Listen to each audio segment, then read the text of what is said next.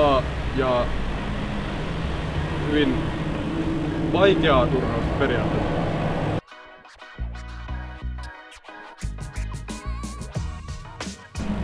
Me oltiin jo Salossa alkukerässä, mutta ei meillä ole mitään muuta suunnitelmia.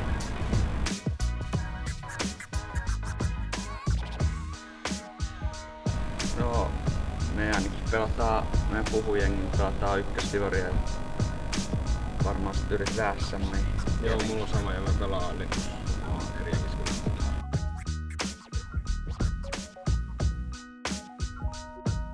No heittoa ja se pallo liikkuu hyvin.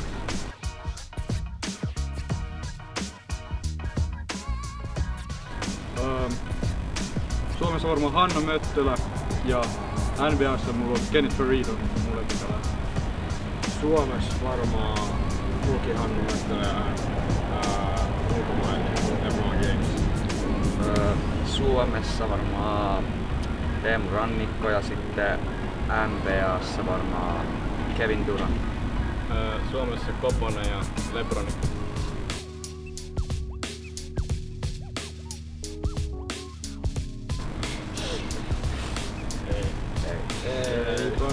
Ei. Toi ei voi näyttää. Ei paljasteta mitään. Niin.